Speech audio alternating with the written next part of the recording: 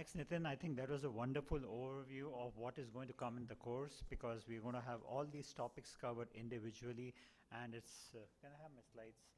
So Nitin pointed out particularly that diabetes is a systemic microvascular disease, and we ought to not only treat diabetic retinopathy, but treat the patient as a whole. So I'll be talking on just introducing the subject. Can I have the next slide? It's not moving.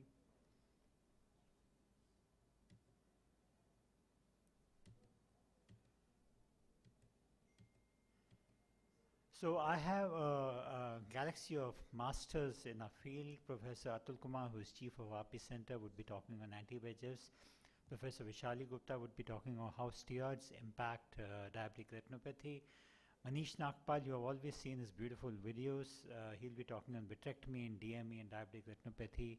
Dr.Neeraj Sanduja, my colleague, would be talking on clinical trials and how they're relevant for us today. Dr.RITU would be talking on cataract in diabetic retinopathy, Dr.Manpreet on imaging in diabetic retinopathy, and as myself, I'll be giving you the introduction and cover up a little bit about lasers. So what is the definition of diabetic macular edema? We have heard about focal maculopathy, diffuse maculopathy, and ischemic maculopathy.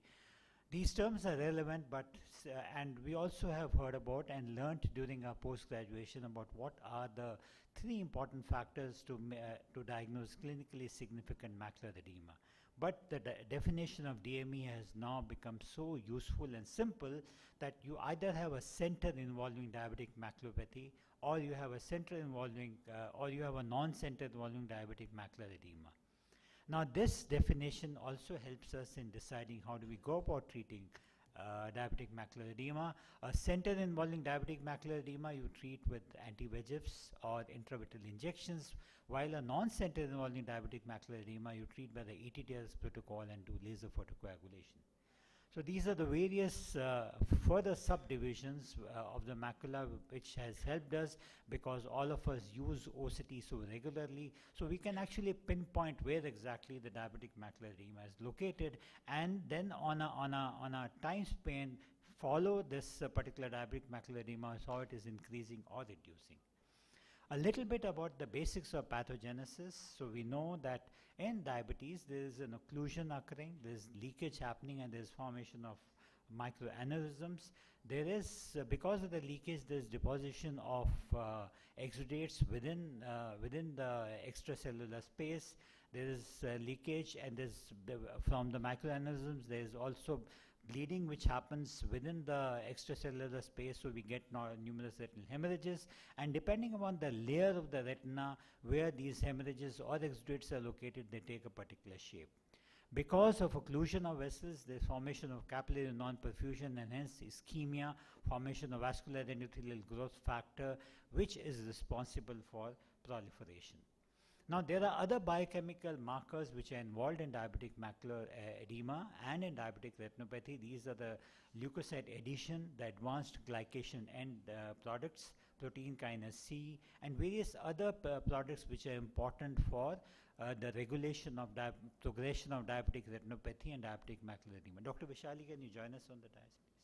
Thank you.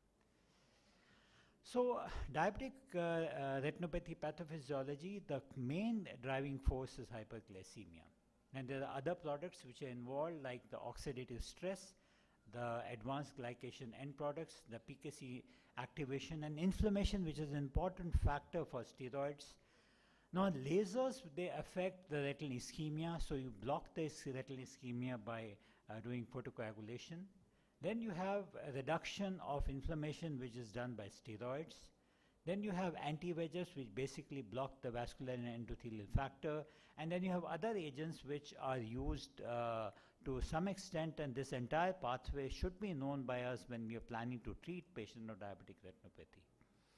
It's also important to know that there are two blood-retinal barriers, the outer blood-retinal barrier, which is formed by tight junctions between the retinal pigment epithelium, and the inner retinal barrier, which is the tight junction complexes between the retinal vascular and endothelial cells, and the well-differentiated network of glial cells which is present within the retinal tissue. Both the blood-retinal barriers are important. There's a disruption of blood-retinal barrier which causes an extravasation of fluid and intraretinal accumulation and deposition of hard exudates, which is because of damage to the tight junctions, development of microaneurysms, and a damage to capillaries, so that is called as capilloropathy. Then there are some hematological alterations, and it's been shown consistently with numerous studies which have come out from our country as well, from PGI, as to what is the importance of anemia, what is the importance of lipids, and it's important to take care of all the systemic factors when we are going to manage diabetic retinopathy. And this is some of the histological mounts which show us how these microaneurysms form, how capillary non-perfusion occurs, and how this leads to formation of new vascularization.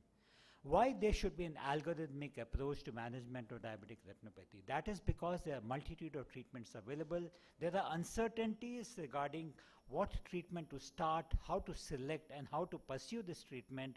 The treatment approach needs to be individualized to each patient, and hence we have to have a step-ladder pattern or a step-by-step approach, and that is why we have an algorithmic approach. So these are some of the algorithms which were formulated a few years back by the Canadian Ophthalmological Society, which actually is very relevant, and all of you should adopt it and follow it. There are some changes which are happening regularly, so we have a definite pattern of screening of diabetic retinopathy patients, where how we decide when to screen, how to screen, and how to go about following a particular set of patients.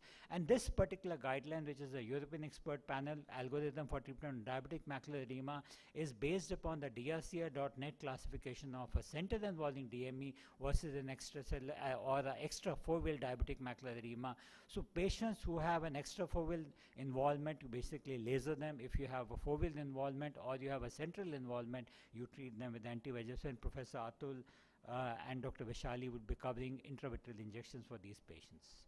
Now, if you have patients who has a little drop in vision, you have a small cyst formation, how do you treat? And I think during the course of the session, we'll be covering up these small examples.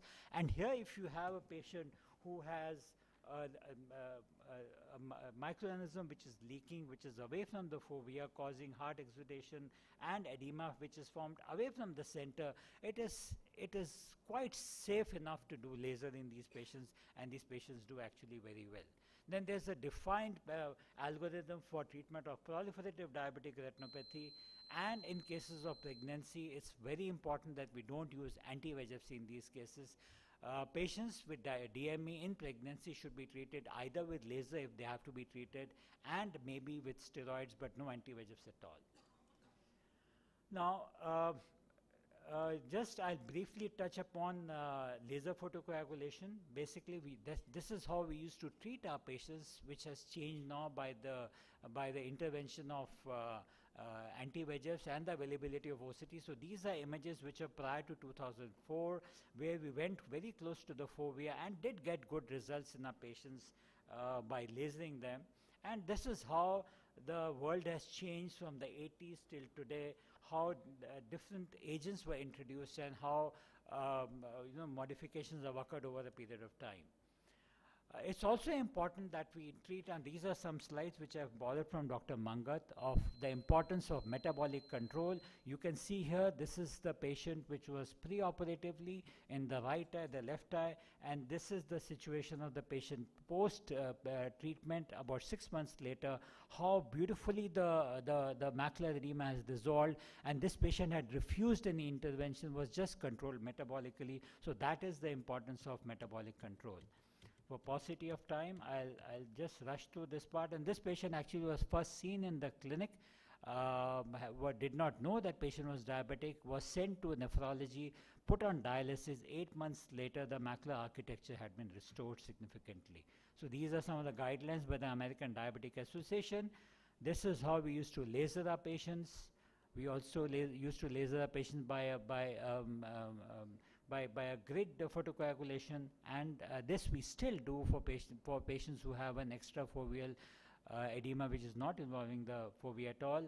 And for proliferative diabetic retinopathy, pan-retinal photocoagulation is still the treatment of choice which can be combined with anti-VEGFs, which Professor Atul will be covering. But in our context, in our country, laser has a role to play in cases of proliferative diabetic retinopathy.